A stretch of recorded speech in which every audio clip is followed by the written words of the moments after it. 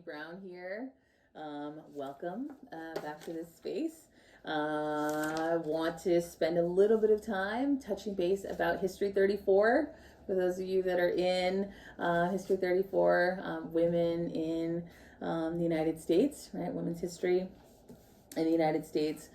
We are making our way through the semester, and you all have been doing a great job in terms of getting into the material, getting into the history. And I always say, in doing classes like this, the earlier part of the class is harder as we get into the modern period, as we get into the 20th century and eventually to the 21st century.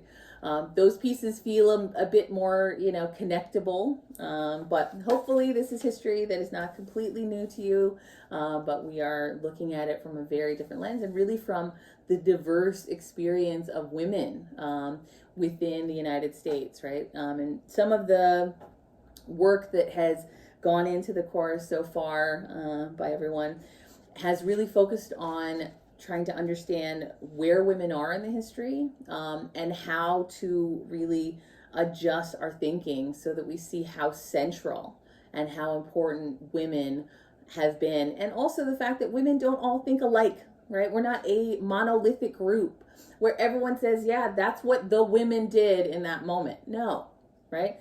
Some women thought this way, right? And this is one of those very important moments this week as we look through the material, right? So Module 6, Week 6, we are focused on Reconstruction, right? And if this isn't a moment where we see a dramatically different set of ideas and thoughts coming from women throughout different spaces in the United States, I can't really think of another. I mean, well, I can think of some others, but I think this is really fascinating for that reason, right? Especially when we look at things like abolition and suffrage, right? So we have two huge movements that are going on in the midst of, right? Have started prior to the Civil War, and really we see the early iteration, right, which we talked about a bit last week, early iterations of suffrage movement, suffragettes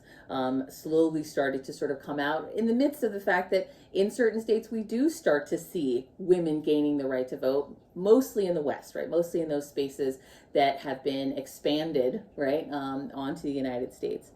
And in this moment, there is a crisis, right? And some would say it is a crisis of thought. It is a crisis of economics. It is a crisis of ideals in the United States, but it's also a lived experience crisis, right?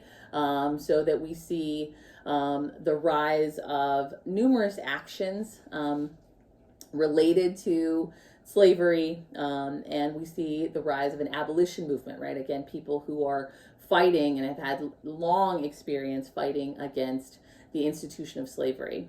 So as we get all of those things going, we have some women who are very active and very pro-slavery, right? We have other women who are very active and trying to get women the right to vote, and others who think women shouldn't vote. Right? So again, I want to make sure that you understand how complex women's lives are, right? And those lived experiences.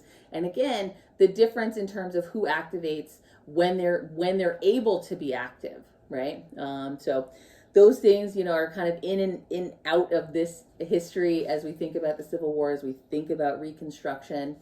Make sure that you're making your way through the textbook. This is Through Women's Eyes 4th edition. I know some folks bought the physical book. Whatever edition you have, you can use it. And other folks have found things online. So we're making our way through. Make sure that you keep up with those readings. You'll also start to see, as we're inching toward this idea about voting, and sort of voting within the guise of the United States, we're also going to spend some time talking about that fight for suffrage and who actually gains the right to vote when we think about the year 1920. What does that mean? Does that mean that all women get the right to vote? No, right? And so who gets the right to vote, and how does that then speak to the divisions within the women's movement, right? Movements here in the United States. So this week, stay focused on construction, a lot of dramatic activity as the nation is reeling from the Civil War, right? And trying to, again, have very different fights within the Civil War. So you'll hear of a number of figures that show up within the history of the Civil War, and also women that show up during Reconstruction, right? That and really a reframing of what women should be doing, right? The expectation when we think back to things like true womanhood and the ideals of womanhood and the cult of domesticity. When we have, you know, such a dramatic event like the Civil War, you are going to see some of that reframed, right? What is a woman's place? How are they meant to be working? And that continues, right? That is a common theme as we look at women's history, is these shifts in terms of the ideals and who's included, right? Is this a white middle class ideal that is shopped around throughout, you know, different groups of women?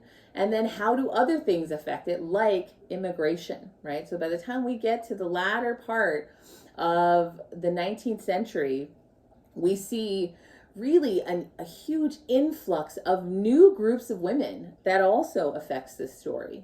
So I want to keep that, you know, in your minds as we're making our way through the history. Please come and visit, come see me in my student hours. I would love to have a chat and talk more about women's history and talk more about your work and be thinking about your midterm. So you'll hear me talk a little bit about that next week. But love to see you. Thank you.